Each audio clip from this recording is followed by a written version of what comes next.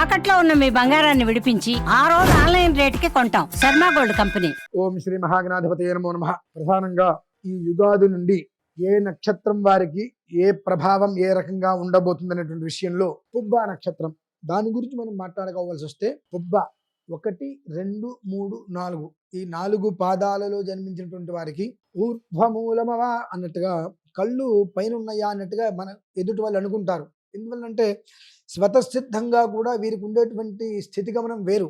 Royal mentality అన్నట్టుగా మేము ఇలా ఉండగలుగుతాము, చాలా డిగ్నిటీగా ఉంటున్నట్టుగా ఉంటూ ఉంటారు వాళ్ళు.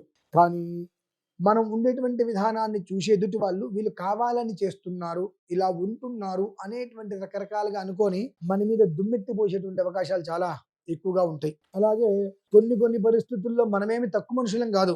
ఈ పుబ్బా నక్షత్రంలో జన్మించిన వారు కూడా అంత తక్కువ మనుషులేం కాదు. వాళ్ళు అనుకోవడానికి తగ్గట్టుగానే కళ్ళు కూడా నెత్తి మీద ఉన్నట్టుగానే కాస్త కొన్ని పనులు నేను చేస్తాను, నువ్వు వెళ్ళిపో, నీకెందుకు నేను ఉన్నాగా, ఇటువంటి వ్యవహారాలు చేసి అది చివరికి వచ్చేటప్పటికి అది పని కాక అగజాట్లు పాలవడం కూడా జరుగుతుంటుంది. కనుక నాకేదో ఉంది, నేనేదో చేసేస్తానటువంటి వాగ్దానాలు మాత్రం ఇచ్చేటువంటి విధానం ఉంటే వదులుకోండి.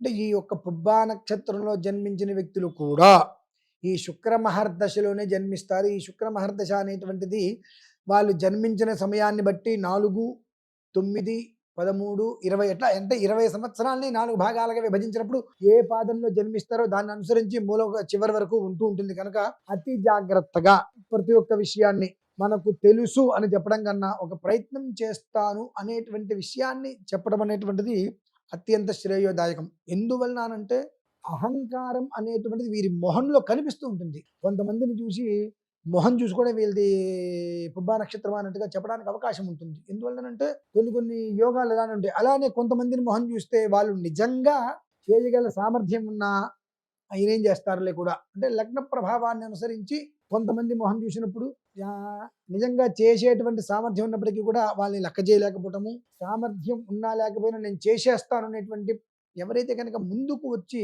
నిర్ణయాత్మకంగా విప్లవాత్మకంగా నిర్ణయాలు తీసుకుంటారో వాళ్ళకి పనులు కాకపోవటం వలన కొన్ని అవమానాలు కూడా పడేటువంటి అవకాశం ఉంది. కనుక శుక్ర నక్షత్రంలో జన్మించారు. ఇప్పుడున్న పరిస్థితుల్లో శుక్ర బలం అనేటువంటిది మీకు లేని కారణం చేత పుబ్బా నక్షత్రంలో జన్మించిన వారు చాలా జాగ్రత్తగా ఉండటం మంచిది. అలాగే ఈ పుబ్బా నక్షత్రం 1, 2, 3, 4 పాదాల్లో జన్మించినటువంటి పుబ్బా నక్షత్రంలో 4 పాదాలలో జన్మించినటువంటి స్త్రీలు చెప్పేటువంటి విషయాన్ని ఎందుకు అని ఆరా తీసేదానికన్నా ఆచరించే ప్రయత్నం చాలా శ్రేయస్కరం. 2 కారణాల రీత్యా కుటుంబానికి ప్రతిరోజు ఉదయం సూర్యోదయానికి ఇంట్లో దీపారాధన చేసుకోవడం ఒకటి అయితే, శుక్రవారం నవగ్రహాలలో ఉండేటువంటి శుక్రుడికి మనకు బొబ్బర్లు అని దొరుకుతాయి. ఆ బొబ్బర్లని నానబెట్టి 20 బొబ్బర్లు అలా 10 రౌండ్లు అంటే 200 బొబ్బర్లు గింజలు ఉంటాయి. వాటిని దారం కట్టి ఆ శుక్రుడికి మీద వేసి ఒక తెల్లటి వస్త్రం ఆయన కట్టి నమస్కారం చేసుకోవడం అనేటువంటిది స్త్రీలకి సంబంధించినటువంటి విషయంలో ఉద్యోగ వ్యాపారాలు కావచ్చు, వాళ్ళు చేసేటువంటి ఏవైతే కనుక జీవిత విధానంలో జీవన గమనానికి చేసేటువంటి పనులలో